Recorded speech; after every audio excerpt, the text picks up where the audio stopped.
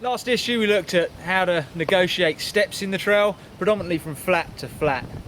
This issue we're going to build on the same techniques employed there to deal with another type of step, a step down onto a downslope or a drop. Where the line between a step and a drop occurs is kind of in the mind of the rider. But we're going to look at landing onto a downslope.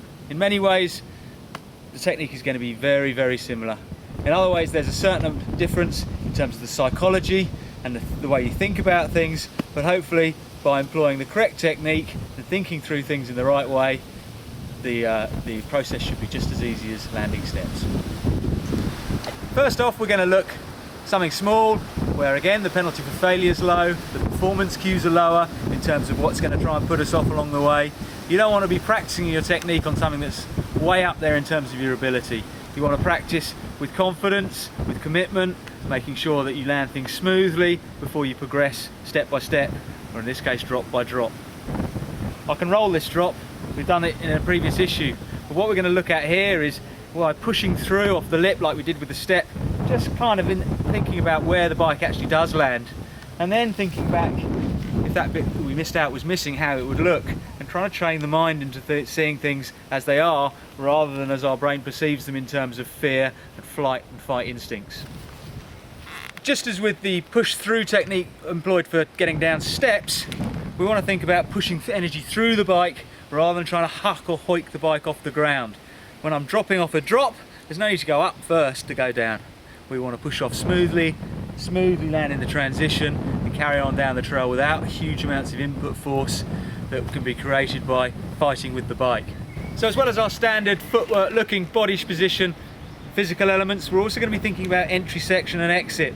And this is a way to start training your mind and trying to keep your emotions in check, keeping you in a nice controlled zone rather than going into a panic mode or a man up mode. Just as with a step, the lip of a drop is not the entry point. That is not the place to make your mind up finally whether you're going to do it or decide what you're going to do. That decision needs to be made way back. So we're going to lengthen sections in our mind. The entry point wants to be a good 5, 6, 7, 10 bike lengths before, depending on what you're doing. You need time before the entry point to make all your decisions. Once you cross the entry point, you're in the section. There's no change in psyche as you approach the lip. You've already made and dealt with all of those issues. Then we want to be thinking obviously about the section itself, and most importantly the exit. It's not where we are now, but where we've got to get to that's important. As with all of our technique articles, when we've been looking at our system of skills, right at the top of that cone of skills is you and your equipment, the personal tier. And when it comes to drops, as you probably know from previous articles, I'm not a big advocate of whacking your seat up and down throughout your ride, but setting it up at a position which works for both climbing and also your descending. Obviously technology's moved on, dropper seats are making things a lot better in terms of speed of up and down, so we can use that technology. But here, when I'm practicing small and drops and working on progression, I am actually going to drop my saddle a little bit out of the way, just for getting the feel of things, getting the movement there, and not having any thoughts of being restricted by the saddle or potentially hooking my big baggy shorts on the nose of the saddle as I try and push my weight back. Also, I don't want my groin catching on the back of the saddle when I'm coming forward on landing and centering up as the ground flattens off. So a few tweaks to your setup are going to make a big difference in terms of confidence, but don't change it too much because it's going to feel very odd and all of a sudden you're going to be feeling like you're riding a different bike. So we don't want it down by our knees like a BMXer. You won't learn anything from that, but just drop it slightly out of the way.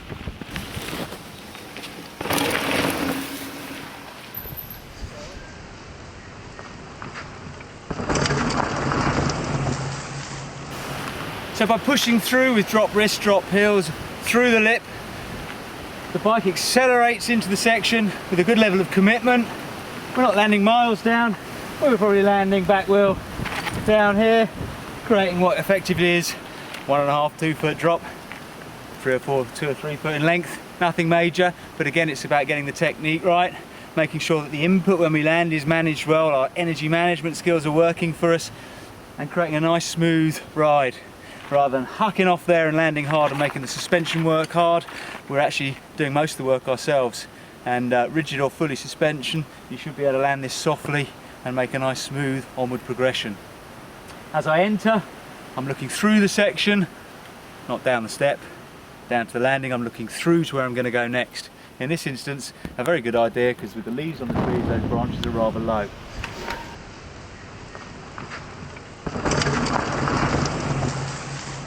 Just as with the step, entry speed's important.